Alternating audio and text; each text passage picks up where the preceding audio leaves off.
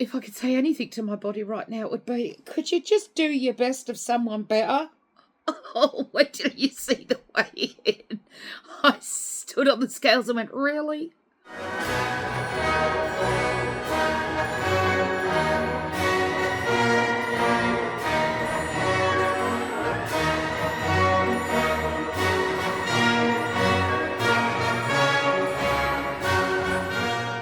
Hi everybody, I'm sorry I'm late, but things are getting busy and you will know why they are getting busy in about 10 days, give or take. Yeah, countdown's beginning. I'm trying not to think about it. But anyway, let's get into some housekeeping, get that done and dusted, all right? If you're new around here, welcome. But to everybody, welcome to the house that is, I hope I heard a resounding mad right then and there. But yes, welcome to the house that is mad. Welcome to the crazy train that is meat and music. All aboard! My goodness me. If you kind of like what I do around here and you haven't subscribed, consider smashing that subscribe button down below. I'd love to have you join us. Let me know where you're from. Drop us a comment. Where are you from? How are you? And all of that thing. Giving us a thumbs up. I meant to say things, not thing, because there's many things. I have Buy Me a Coffee, no obligation. I'm going to be opening up some other ways to support me as well in the future, hopefully sooner rather than later. May even be able to do such things while I'm doing the thing that I am keeping from you. But you'll know, it's a big one, and it will be done with the dramatic flair that you have come to love. I know, me dramatic. Who knew? Core writers. Doi. So let's get into this week's video. I've been doing all right. I've been just doing the same thing, you know, eating the meat. I'm now too mad, technically, really. I have a couple of eggs in the morning, scrambled, with a little bit of cream in it, because I need just a little bit of cream. I don't go the half and half, because that's just, yeah, fool's logic, in my opinion. You either go full cream, the full pure cream, or just go home. So I've not been able to have full cream milk for a long time because it's just so, the carbs in it, gosh. But if you can tolerate pure cream without the thickeners, go for it, because yeah, it really does help an awful lot. I have been increasing my fat a little bit, just a tiny bit. I know that my body is trying to do its thing and trying to heal a little bit. You know, the legs are it's a damned if you do, damned if you don't. Now, let me just explain to you what I mean by that. With the lymphedema and the lipedema, it's very difficult to sort of find that happy medium of movement because, and this is a thing, all right? You know, the average person that would not have lymphedema or lipedema, they could increase their movement, not a problem. And, you know, off you go and you'll be good to go. But when you've got lymphedema and lipedema, you've got to really watch yourself, because you can end up getting inflamed as the lymphatic system is trying to sort of, this is what I've found for me, with the lymphatic system trying to sort of like, trying to start again. Does that increased movement help? Yeah, of course it does. But then the flip side of that is you've got to be careful, because too much of the walking and the increased movement can actually have a detrimental effect. Twofold. One, you can end up being just a little bit inflamed, and that's a thing, and that's because of the lymphedema and lipedema, and also the strain as well. Like in the last, I'd say 10 days, I've done a lot of driving, and oh boy, is mama's knee suffering for it. Yes, I've washed my hair. As you can see, I'm poofy. There is a reason. I have to dye my hair soon. Yeah, I know some of you are going to go, oh, the horror. But there's a reason why. And you'll find out why. All of these roads are going to lead to Rome. Or, let's see, all roads will lead to my personal Mecca. That's all. That's your only clue. I'd be interested to know if you have any idea what is going to happen. Adrian, shh, be quiet. And Martin, Secret squirrels. Anybody else? What do you think is happening in the next 10 days? I'd love to see your comment down below. I would really love to see what you've got going on in your mind as to what you think might be happening. So anything else. But yeah, you've got to be careful. And, you know, I have learned that, you know, like my son wanted me to pick him up today from the station, and I had to say no because, you know, I did a lot of driving in the last 10 days and my knee's suffering for it. And I know that there are going to be situations in the next, in the next 3 weeks, give or take, where there is going to be a level of where I'm going to have to push myself. And I get it. I do, and I will, joyously. But I also know that there's going to be some pain involved after it all.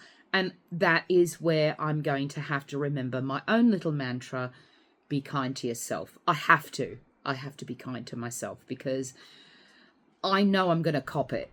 I just know I'm going to cop it, but it's okay. It'll be worth it, and you'll know how much it'll be worth it when you get there. The weight loss this week and the measurements. Look, let's just cue the montage.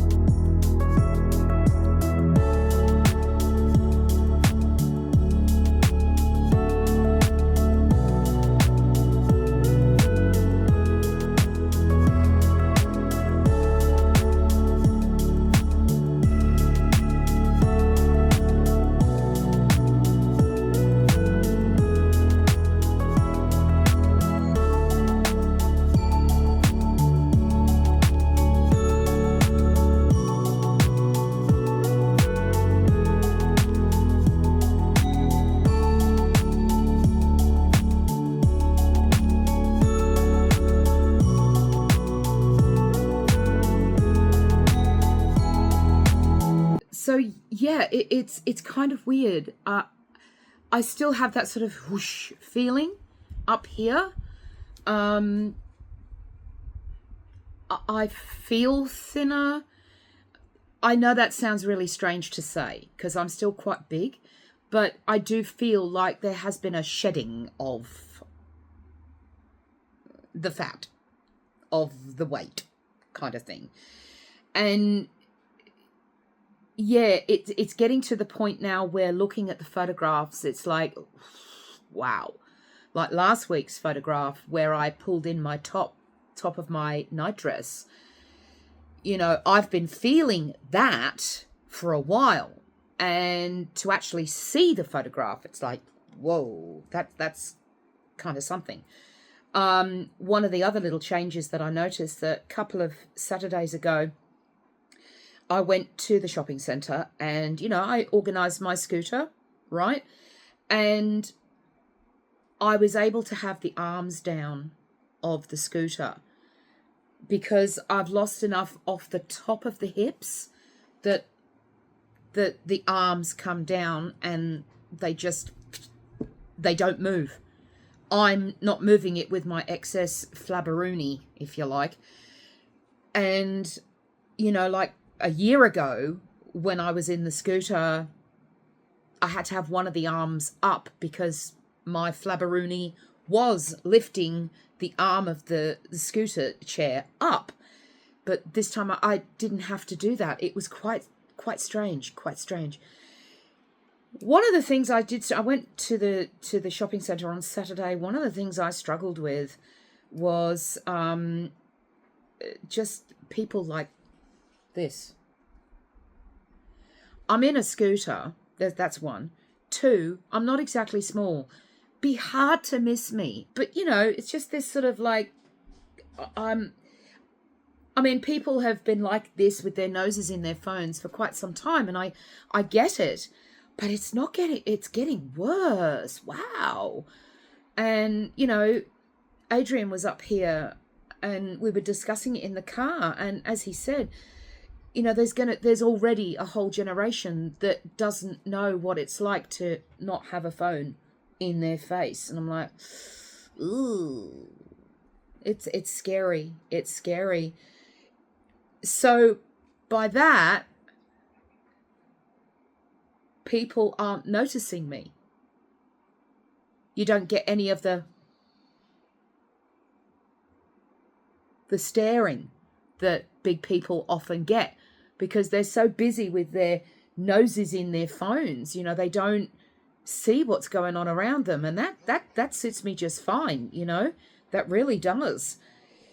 But it's kind of scary when I've got to watch what I'm doing because they're not watching what they're doing, and I've got to watch what I'm doing with the scooter, otherwise I'll clip the back of their heels. So yeah, it's kind of weird because, like I said, people are walking around like this with their noses in their phone. They haven't got time to notice me going, oh my God, look at her, she's so fat. So it's double-edged. It's kind of strange, if I'm being honest. The weekend before I went to the shops again, there was this kid who decided he didn't have his nose in a phone. So I'm there and I'm sort of heading along. I got my husband and Adrian behind, and of course there was a kid. There is a certain age where I consider them to actually need to know better, you know.